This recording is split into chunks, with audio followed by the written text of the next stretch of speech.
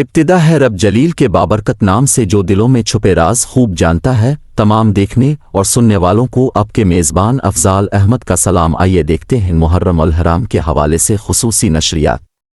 بار الخلائق اجمعین، الصلاۃ والسلام علی عبد اللہ ورسولہ وحبیبہ وصفیہ وحافظ سرہ ومبلغ رسالاتہ سیدنا و نبینا و مولانا ابی القاسم محمد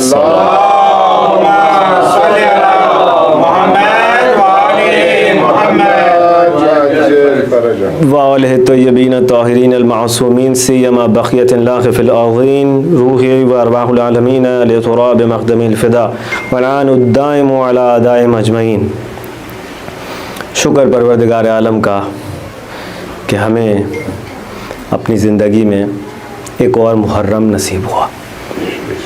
دعا کرتے ہیں بار الہ تجھ سے ہمارے قلوب کو اور ہماری اس مجلس کو نور محبت و معرفت و اطاعت و مودت اہل بیت سے منور فرمائے۔ بار الہ اپنے خلیفہ اور ہمارے امام کے نور کی ایک خاص کرن، مولا کی ایک نظر کرم ہمارے شامل حال فرمائے۔ توسل ہوتے ہیں بارگاہ سیدہ کونین میں کہ شہزادی اپنے بچوں کے ذکر و فکر میں ہماری امداد فرمائے۔ ہدیہ درود بی بی کی بارگاہ میں۔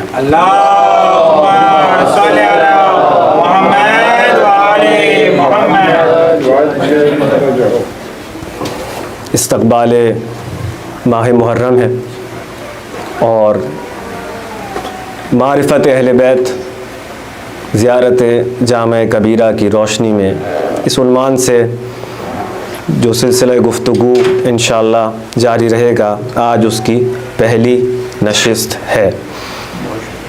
دوستان تھوڑا تھوڑا آگے تشریف لے آئیں تاکہ یہ بچے میرے دوست ادھر آ جائیے صاحب، چھوٹے چھوٹے سارے، ایک دفعہ پھر درود بھیج دیجیے بلند آواز سے۔ اللہم صلی علی محمد وعلی محمد وعجل فرجہ۔ نعرہ تکبیر، اللہ اکبر، یک زبان نعرہ تکبیر، اللہ اکبر، نعرہ رسالت یا رسول اللہ، نعرہ رسالت یا رسول اللہ، زبان نعرہ حیدری یا حیدری یا حضرت زہرا کی جلد از جلد آمد کے لیے بلند تر صلوات۔ اللہم صلی علی محمد وعلی محمد۔ تو میں کہہ رہا تھا کہ معرفت اہل بیت زیارت جامع کبیرہ کی روشنی میں اس عنوان سے انشاءاللہ آج سلسلہ گفتگو کی پہلی نشست ہے۔ دوستان نے گزارش کی ہے کہ بعض ہمارے جو میزبان ہیں وہ سوائے اردو زبان کے نہیں سمجھتے ہیں، لہٰذا میں کوشش کروں گا کہ خلاصہ ساتھ ساتھ فارسی زبان میں، البتہ میری ٹوٹی پھوٹی فارسی کو آپ انشاءاللہ تحمل کر لیجئے گا، ٹھیک ہے؟ ایک دفعہ بلند آواز سے درود بھیج دیے گا محمد والا۔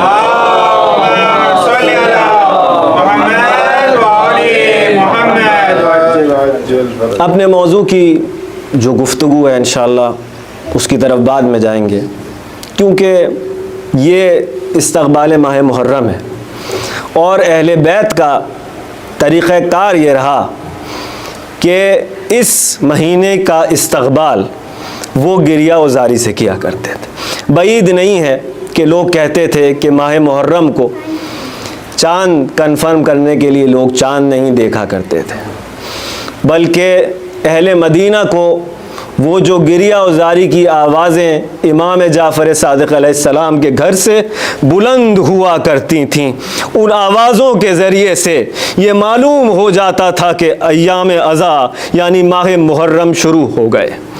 پس عزیزان گرامی، غور طلب یہ بات ہے کہ ایسا کیا ہے غم حسین کے اندر کہ جو فرمایا تھا معصوم نے کہ انا لقتل الحسین حرارتن فی قلوب المومنین لا تبردو ابدا۔ قتل حسین کی وجہ سے ایک آتش ہے دل مومن کے اندر، ایک آگ ہے جو تا ابد خاموش نہیں ہوگی، وہ آگ بجھنے والی نہیں۔ جزاک اللہ۔ اللہ اکبر، کتنے اسرار و رموز۔ سوال یہی ہے کہ کس نے اس آگ کو زندہ رکھا ہوا ہے؟ اللہ اکبر۔ کچھ دن پہلے میں یہ عرض کر رہا تھا کہ غم کتنا ہی شدید کیوں نہ ہو، انسان وقت گزرنے کے ساتھ ساتھ اس غم کو بھول جاتا ہے یا کم از کم شدت میں کمی آتی۔ آپ کا خونی رشتہ، آپ کا نزدیک ترین رشتہ دار اس دنیا سے رخصت ہو جائے، آپ کتنا اس کا غم مناتے ہیں۔ ایک برسی منائیں گے انسان اپنے ماں باپ کا، حتیٰ اپنی جوان اولاد کا ایک غم منائے گا، دوسرے سال، تیسرے سال، 4 یا 5 برسیوں کے بعد غم میں وہ شدت نہیں رہے گی۔ اور یہ تحفہ ہے، ایسا محسوس ہوتا ہے کہ پروردگار عالم نے اپنے بندوں کو تحفتاً یہ چیز دی ہے کہ وقت گزرنے کے ساتھ ساتھ تمہارے زخم بھرتے جائیں گے۔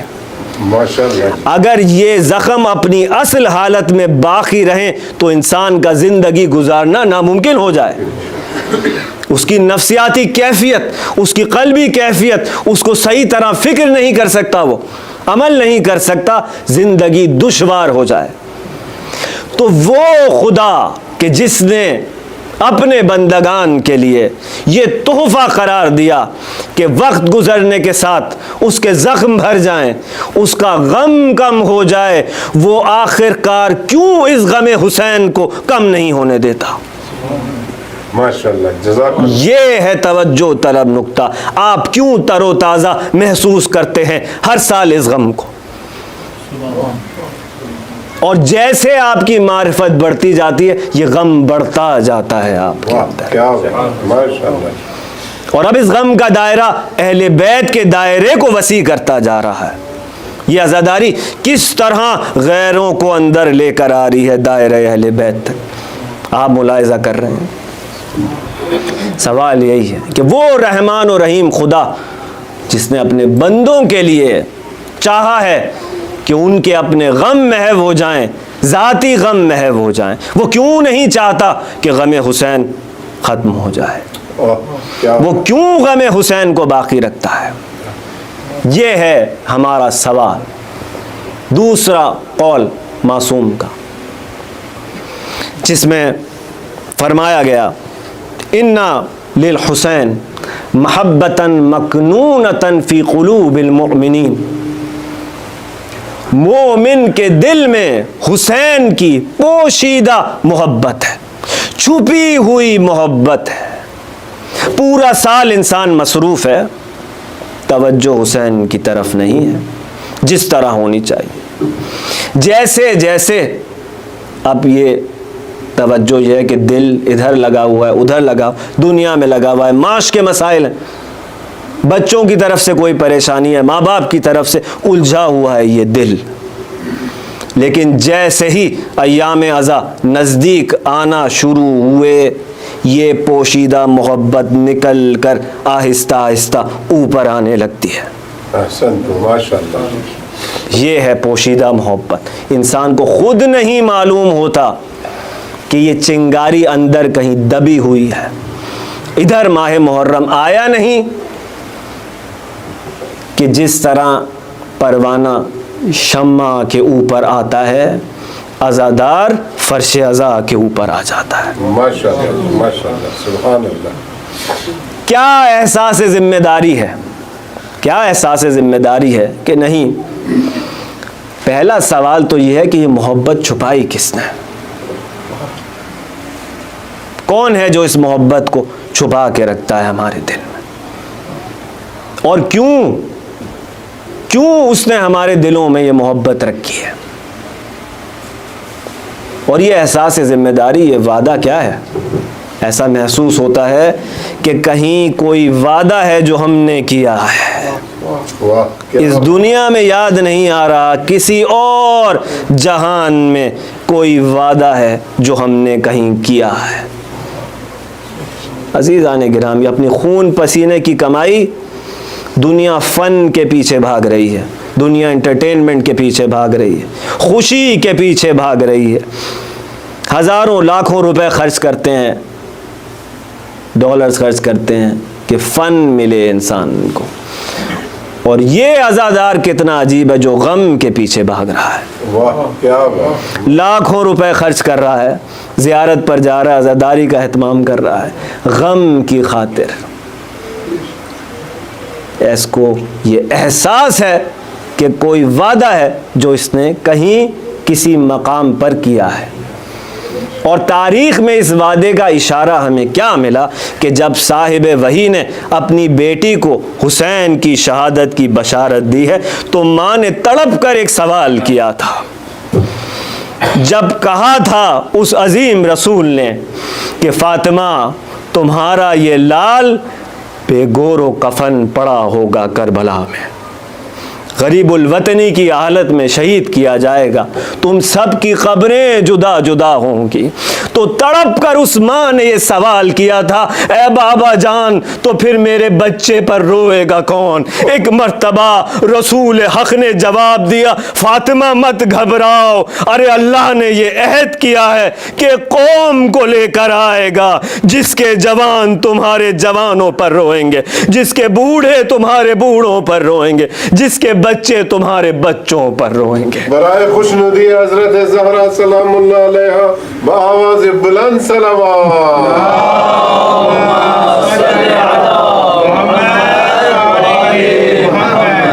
یہ ہے راز اس وعدے کا جو ہم اپنے ذہن میں اپنے دلوں میں محسوس کرتے ہیں، اور جس نے یہ عہد نہیں کیا اس کو سمجھا بھی نہیں سکتے کہ ہمارے دل پر کیا گزر رہی ہے، ہمارا اور حسین کا معاملہ کیا ہے، ہمارا اور اہل بیت کا معاملہ کیا ہے.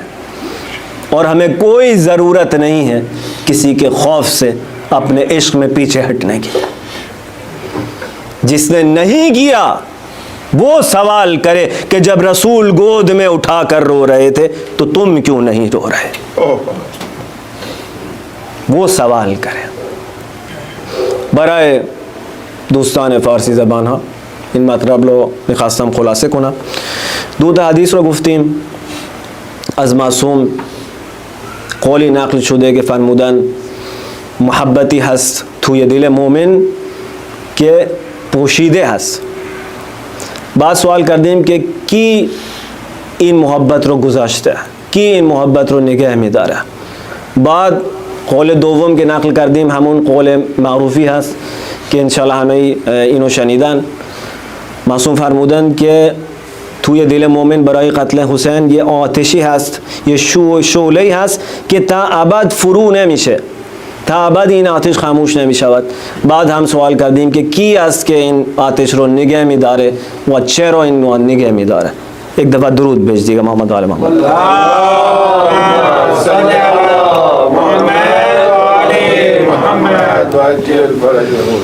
کتنی تاکید معصومین نے کی اس غم کو باقی رکھنے کی، اور ہر تاکید پر آپ نے یہ سوال کرنا ہے کہ کیوں؟ ابھی حسین دنیا میں آئے نہیں. وہ روایتیں تو چلے میں بعد میں سناؤں کسی روز، جو انبیاء کا معاملہ تھا. کس طرح زکریا ادھر قتل حسین کی پروردگار نے جو ہے وہ رودات سنائی ہے، 3 روز اپنے آپ کو بند کر لیا انہوں نے. بعد دعا کی ہے یحییٰ کے لیے، پروردگار ایک ایسا بیٹا دے جو شہید ہو جائے تاکہ کچھ تو تیرے نبی کے درد میں حصے دار بنوں کہ بیٹے کی موت کیسی ہوتی ہے. اللہ اکبر. ابراہیم علیہ السلام تڑپ رہے ہیں کہ جب بچے کو بچا لیا پروردگار نے. یہ عجیب ہے. فدیناہ بذبح عظیم، ہم نے ذبح عظیم سے بدل دیا. ابراہیم کہہ رہے ہیں بار الہ کس مقام پر پہنچتا اگر اپنے ہاتھوں سے ذبح کرتا، محروم رہ گیا سعادت سے. یہ ہے عشق. پروردگار فرما رہا ہے وہی ہو رہی ہے. ابراہیم اس دنیا میں سب سے زیادہ دوست کس کو رکھتے ہو؟ ابراہیم کہہ رہے ہیں اس کو جس کو تو رکھتا ہے، تیرے آخری نبی کو. ابراہیم کہہ رہے ہیں بار الہ، پروردگار کہہ رہا ہے ابراہیم اپنے بیٹے کی شہادت پر، ذبح ہو جانے پر تمہیں زیادہ درد ہوتا، یا اگر میرے اس آخری نبی کا بیٹا ذبح کیا جائے تو تمہیں زیادہ درد ہوگا؟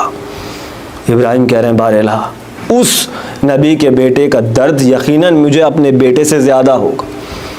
جبرائیل آ کے واقعہ کربلا سناتے ہیں. ابراہیم زار زار گریا کرتے ہیں، داڑے مار مار کر رو رہے ہیں. مصیبت حسین پر ادھر گریا تمام ہوا. پروردگار نے کہا یہ جو گریا کیا ہے تم نے مصیبت حسین پر، اس کا اجر تمہیں وہی مقام دے رہا ہوں کہ جو تمہیں ملتا اگر اپنے ہاتھوں سے اپنے بچے کو ذبح کرتے تو. برائے خوشنودی شہدائے کربلا بآواز بلند صلوات. اللہ صلی علی محمد. جزاک اللہ. ماشاء اللہ. ابھی شہزادہ دنیا میں آیا ہے, سرکار گود میں لے کے گریا کر رہے ہیں. کون نبی گریا کر رہا ہے؟ جس کے لیے پروردگار کہہ چکا وما ینطق عن الہوی. ٹھیک ہے, اپنی ہوائے نفس سے بات نہیں کرتا, جو کچھ کہتا ہے وہی ہے. تو جو کچھ کرتا ہے وہ کیسے وہی نہیں؟ ٹھیک ہے نا. اس کے لیے کہہ دیا لقد کان لکم فی رسول اللہ اسوۃ, یہ رول ماڈل ہے تمہارا, نمونہ عمل ہے تمہارے لیے, اس کا ہر قول, اس کا ہر فعل. تو ہم سے نہیں پوچھو کہ کیوں رو رہے ہو, اپنے گریبانوں میں جھانکو کہ کیوں نہیں رو رہے جب رسول رو رہا ہے. جو بھی اس گریے پر انگلی اٹھائے اس کے لیے جواب یہی ہے کہ سنت رسول ہے, سنت رسول ہے. پہلی بات تو یہ, فاطمہ زہرا جو خاتون جنت ہے وہ رو رہی ہے حسین پر. ابن عباس کہتے ہیں کہ صفین کے راستے میں ایک جگہ رک گئے جناب امیر, اور کہہ رہے ہیں ابن عباس اس جگہ کو جانتے ہو کیا, اس جگہ سے, اس مقام سے آشنا ہو؟ ابن عباس کہتے ہیں مولا نہیں, میں نہیں جانتا. کہنے لگے اگر جانتے ہوتے تو میری طرح سے روئے بغیر نہیں گزر سکتے تھے. عجیب جملہ مولا کائنات نے فرمایا, یہ عشاق کی وعدہ گاہ ہے, اہل عشق کی وعدہ گاہ ہے, یہیں ان کی سواریاں رکیں گی, یہیں ان کے خیمے لگیں گے, یہیں ان کے خون بہائے جائیں گے, یہیں ان کے مزارات بنیں گے. پھر ایک مرتبہ زمین کربلا کی طرف دیکھ کر کہنے لگے کتنی خوش نصیب ہے تو کہ ایسے پاکیزہ افراد کے خون تجھ پر بہائے جائیں گے. ابن عباس کہتے ہیں کہ ایسا گریہ کیا امیر المومنین نے کہ ریش مبارک آنسوؤں سے تر تھی. پھر میں نے دیکھا آنسو سینے پر گرنے لگے اور پھر بے ہوش ہو کے زمین پہ گر پڑے. یہ ہے فاتح خیبر. کیا معرفت ہے اس کی اس مصیبت کی. اللہ اکبر. کیوں اتنا زور دیا ہے اس گھرانے نے؟ بار بار یہی سوال آپ کو اپنے آپ سے کرنا ہے عزیزان گرامی. برائے دوستان فارسی زبانہ گفتیم کے گریہ گردن بر سید شہدا سنت پیغمبر اکرم است. ہمون روزی کے ابا عبداللہ حسین تشریف وردن تو دنیا رسول اکرم پیغمبر اکرم انہوں دیدن و گریہ کردن. بعد بشارت دادن به حضرت زهرا که انشالله یک قومی هست که میاد و گریه میکنه برای جوانان شما و بزرگانشون بر بزرگان شما و بچه‌هاشون بر بچه‌های شما. بعد گفتیم که خودش مولای کائنات هم گریه کردن بر سید الشهدا وقتی که توی سفر بودن میخواستن برن سمت صفین کربلا ایستادن. بعد بشارت دادن درباره شهادت امام حسین, خود گریستن و دیگران رو هم یہ مرثیه گفتن که هم دیگران هم گریه کردن. یہ صلوات بھیج دیگا محمد علیہ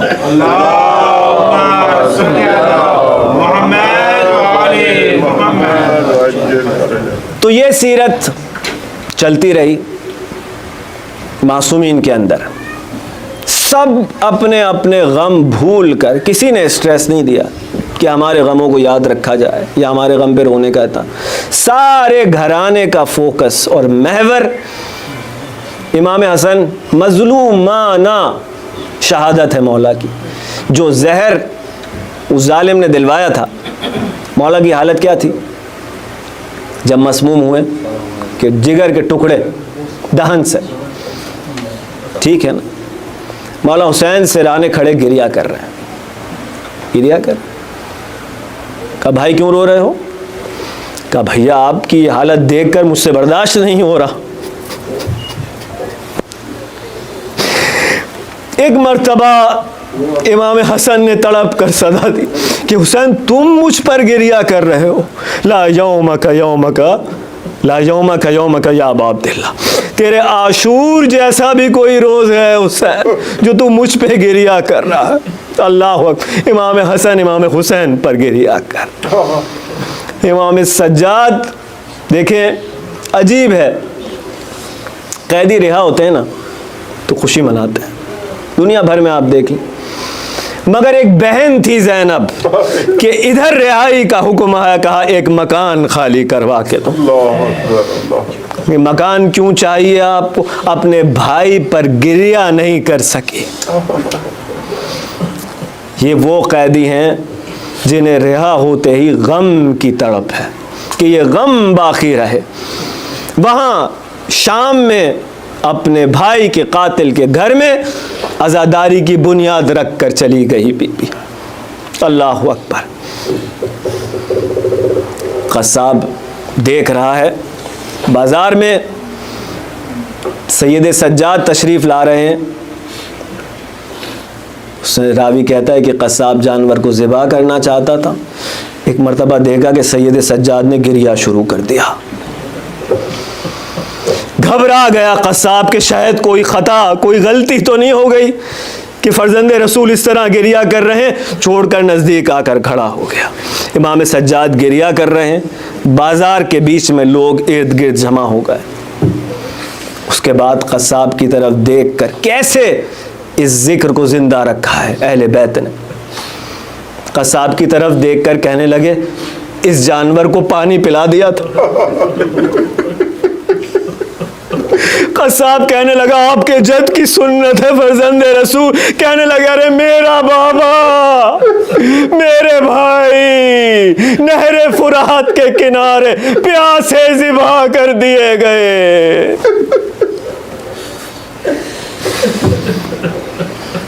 ज़ोहरी आकर कहता है कि अपने ज़माने का बड़ा मुहद्दिस इमाम सज्जाद से कि मौला अपने बेटे की शादी है, आपको दावत देना चाहता हूँ।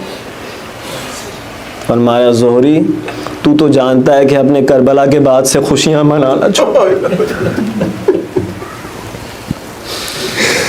अगर एक ऐसी महफिल बर्पा करेगा जिसमें मेरे बाप का जिक्र हो, मेरे मजलूम बाबा का जिक्र हो, तब मैं हाज़री ज़रूर दूंगा। बस अज़ीज़ान गिरामी, इस मजलिस का मकाम समझने के लिए ये एक रिवायत आज काफ़ी है हमारे लिए।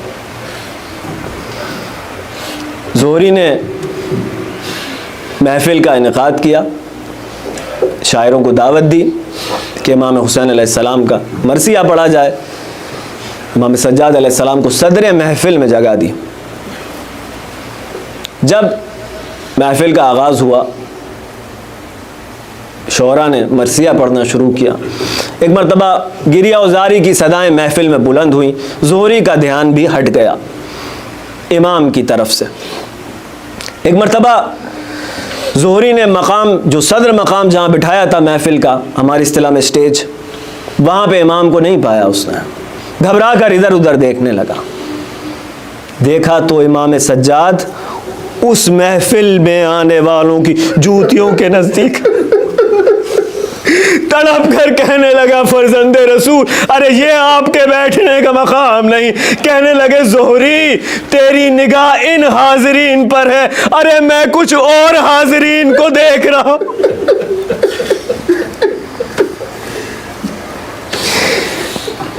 हक़ है अज़ीज़ान गिरामी, यही हक़ है कि इस महीने का इस्तक़बाल हम अपनी आहों से करें। इमाम सादिक़ अलैहिस्सलाम शायर को देखते हैं और दावत देते हैं। हमने सुना है कि तुम हमारे जद हुसैन के लिए मरसिए कहा करते हो। शायर ने कहा जी मौला मैं मरसिए कहता हूँ। कहा कि आओ फिर हमारे घर में, हमें हमारे जद का मरसिया सुनाओ। पर्दा लगवाया गया, पर्दे के उस तरफ मस्तूरात हैं, इधर ये शायर मरसिया पढ़ रहा है इमाम मजलूम का। इमाम रो रहे हैं, इमाम के चाहने वाले रो रहे हैं, पर्दे के पीछे मस्तूरात रो रही हैं। गिरिया ख़त्म हुआ, محفل ختم ہوئی. عجیب جملہ امام صادق علیہ السلام نے فرمایا. ایک تو اس پڑھنے والے کے اجر سے متعلق تھا. اس کے بعد مولا فرمانے لگے کہ جو گریہ ان حاضرین نے کیا ہے, حاضرین مجلس نے, اس سے زیادہ گریہ ان اہل آسمان نے کیا ہے کہ جو اس مجلس میں شریک تھے. اے کاش کہ ہمیں معرفت ہو اس فرش عزا کی, ہم سب کو, مجھے خود بھی, اے کاش کہ فرش عزا کیا ہے.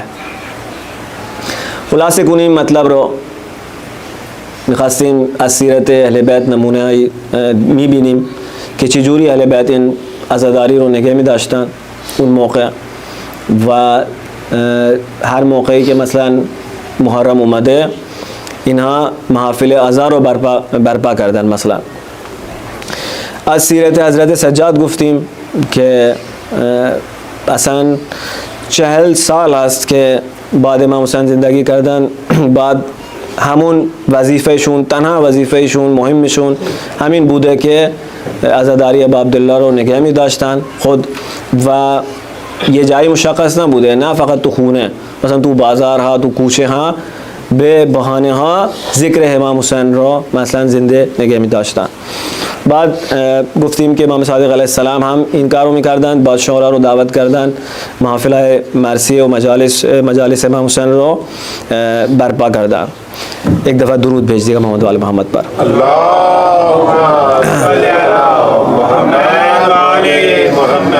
تو وہ سوال مسلسل ہمارے ذہنوں میں رہے کہ اتنا اسٹریس کیوں ہے. اہل بیت بعد کرب و بلا بالخصوص اہل بیت نے جو ایک کام مسلسل کیا ہے ساری ہستیوں نے, وہ یہی کہ اس غم حسین کو کسی نہ کسی طرح باقی رکھا جائے.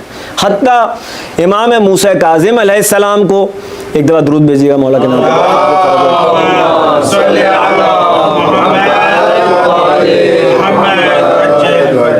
بہت سخت مولا کے حالات ہیں. عزاداری جس طرح میں اور آپ آج آزادی سے برپا کر رہے ہیں, مولا کو یہ فرصت نہیں تھی کہ اپنے جد کو اس طرح سے رو سکیں. تو کس طرح چھوٹا سا نمونہ کہ اس ذمہ داری کو مولا نے کس طرح ادا کیا اپنی. مامون رشید جو خلیفہ ہے, اس نے امام کو ایک دن ایک جلسے میں دعوت دی, کہا کہ سرکاری افسران, سیاسی شخصیات آئیں گی اور آپ اس جلسے میں شریک ہوں, آپ سے ملاقات کرواؤں گا. امام بہرحال چاہ رہے تھے کہ کسی طرح اس کو اوائڈ کریں, لیکن اس نے بہت اصرار کیا. بہرحال امام کو بالآخر اس محفل میں آنا پڑا. اب آنے والے تحفے تحائف لے کر آئے اپنے ساتھ, جو بھی اس کے جرنل تھے, سیاستدان تھے, جو اس کی حکومت کے کارندے تھے, بڑے بڑے عہدوں پر تحفے تحائف دیے انہوں نے. ایک بوڑھا شخص آیا, اس نے کہا کہ فرزند رسول, میری مالی حالت تو ایسی نہیں ہے کہ آپ کے لیے کوئی تحفہ لا سکوں, لیکن میرا باپ شاعر تھا, اس نے آپ کے جد کے لیے ایک مرثیہ لکھا ہے, وہ مرثیہ تحفے کے طور پہ میں آپ کو پیش کرتا ہوں. امام اپنے برابر میں بٹھا رہے ہیں اس کو. وہ مرثیہ سنا, اس سے محفل ختم ہوئی. جو کارندے معمور ہیں امام کی نگرانی پر, ان کو بلا کر کہنے لگے یہ جو تحفے تحائف جمع ہوئے ہیں خلیفہ سے جا کے پوچھو کہ ان کا کیا کرنا ہے. واپس آتے ہیں, وہ کہتے ہیں کہ خلیفہ کہہ رہے ہیں کہ آپ کو اختیار ہے, جو چاہیں اس سامان کے ساتھ آپ کریں. سارے تحائف کے لیے حکم دیا کہ اس شاعر کے بیٹے کو دے دیے جائیں جس نے ابا عبداللہ کا مرثیہ سنایا. ماشاءاللہ. یہ سخت گھٹن کے ماحول میں امام موسیٰ کاظم علیہ السلام نے ایک چھوٹا سا نمونہ ہے کہ کس طرح اس غم کی اہمیت اجاگر کی ہے. عجیب نہیں ہے کہ امام رضا علیہ السلام فرمایا کرتے تھے,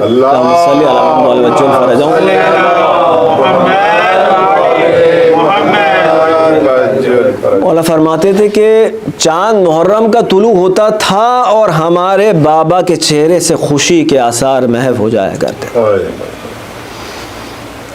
یہ غم بڑھتا جاتا تھا جیسے محرم کے دن آگے جاتے تھے. 10 محرم کا روز ہمارے بابا کے لیے سخت مصیبت کا روز ہوا کرتا تھا. یہ تھے امام موسیٰ کاظم. خود امام رضا علیہ السلام. بہت روایتیں سرکار سے منسوب ہیں امام حسین کے لیے, طولانی روایتیں بھی ہیں. ایک چھوٹا سا نمونہ مولا کا صحابی ہے ریان ابن شبیب. عجیب جملہ, ایک جملہ بس. مولا فرماتے ہیں اس سے, یا ابن شبیب ان کنت باکیا لشیء فابکی للحسین. یا ابن شبیب جب کسی شے پر تمہیں رونا آئے تو حسین پر رو لینا. میں نے بڑا غور کیا اس جملے میں کوشش کی کہ مولا کیا سمجھانا چاہ رہے ہیں. دیکھیں, جب انسان کسی سے محبت کرتا ہے نا تو اس کے غموں کو اپنا غم سمجھتا ہے, ٹھیک ہے نا. اور جب محبوب کے اوپر بڑی مصیبت گزر چکی ہو, جتنا بھی غم انسان کی زندگی میں آئے, اگر موازنہ کرے اس غم کا غم حسین سے, کیا بات ہے, ٹھیک ہے نا, موازنہ کرے تو وہ غم بہت چھوٹا نظر آئے. ایک طرف امام نے مرہم دے دیا تمام غموں کا, دوسری طرف مولا شاید یہ فرمانا چاہ رہے ہیں کہ اپنے تمام غموں کو غم حسین پر فدا کر دو. برائے خوشنودی جناب سیدہ زینب سلام اللہ علیہا بآواز بلند صلوات.